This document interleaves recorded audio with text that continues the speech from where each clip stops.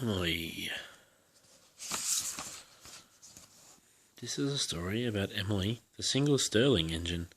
When she came to the railway, some of the engines were very unfriendly, but they soon learnt that things are not always what they first appear to be.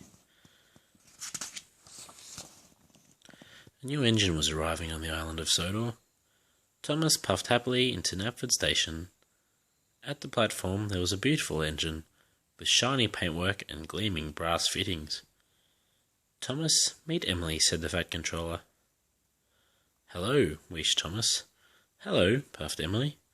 "Emily, go and collect the coaches so you can learn the passenger routes," said the Fat Controller. "Yes, sir," smiled Emily, and she steamed away. The only coaches Emily could find were Annie and Clarabel. Her driver hooked them up, and Emily puffed slowly and carefully along the track. Annie and Clarabel grumbled all the way. "There'll be trouble when Thomas finds out," whispered Clarabel. But Emily couldn't understand why the coaches were so cross. She passed Edward and Percy and whistled a friendly hello, but the engines just stared angrily at her. Emily was pleased to see Thomas puffing down the line. "Hello, Thomas," she called cheerfully. But Thomas glared at Emily when he saw she was pulling Annie and Clarabel. "Those are my coaches," he muttered crossly. Now Thomas was being rude, and Emily had no idea why. She chuffed away, feeling very sad. Thomas was at Maithwaite Station when the Fat Controller arrived. "I want you to go to the docks to pick up some new coaches," he ordered. "New coaches!" exclaimed Thomas. "But, sir—" "Really useful engines don't argue," shouted the Fat Controller. Thomas was very unhappy. He thought the new coaches were for him, and he wanted Annie and Clarabel back. Later that day, Emily returned to the yard. Oliver was very surprised to see her pulling Annie and Clarabel. "Those are Thomas's coaches," he cried. "No wonder he was cross," said Emily. "I will return them straight away." Meanwhile, Thomas was puffing angrily along the track with the new coaches. "Don't want new coaches," he chuffed. Emily was on her way back there when a signalman waved her down. Oliver hadn't cleared his box. Emily sped off to see what was wrong. Oliver had broken down on the track crossing, and his driver had gone for help. Suddenly, Emily heard a whistle in the distance. Thomas was steaming along the track straight into Oliver. He would never be able to stop in time. Emily quickly charged toward Oliver and pushed him off the track just before Thomas rocketed past. Emily had saved Thomas and Oliver. That evening, the Fat Controller had a special surprise for her.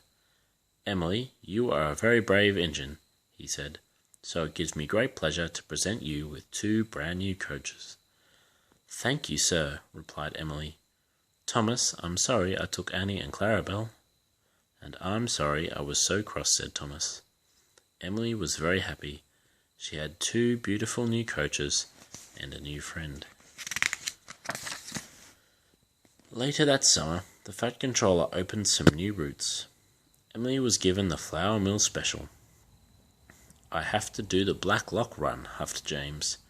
"He's frightened of the Black Lock monster," teased Thomas. "Nonsense," said James, and he puffed away.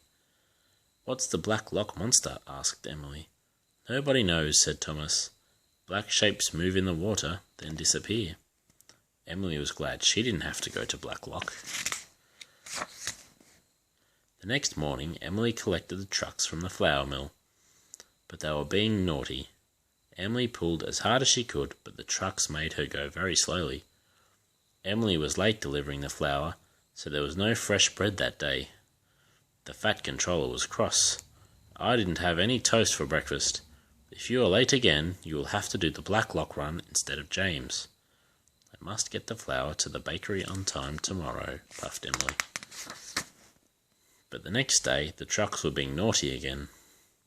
They told Emily to leave before they were coupled properly, so half of them were left behind. The bakery manager was very angry when Emily arrived with only half the flour.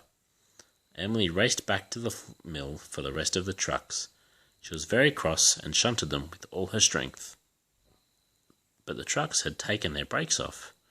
They rolled backward and splashed into the duck pond. Emily was covered in a gluey, floury mess. That evening the Fat Controller came to see her. "Emily, you are going to take over the Black Lock run," he shouted. "It might be nice," said Thomas reassuringly, but Emily wasn't so sure.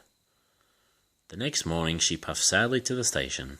There were lots of excited children and holiday makers waiting for her. "Them down," she thought, and soon Emily was steaming up hills and through valleys. Finally, Emily reached the murky waters of Black Lock. Suddenly she saw something move in the water. Her boiler quivered and her valves rattled. When the water settled and Emily saw what the monster really was. "It's a family of seals," she cried delightedly. That evening, Emily took Thomas to watch the seals. "Black Lock is a nice route after all," said Emily. "Well, things aren't always what they seem," said Thomas cheerfully, and both engines smiled. The end.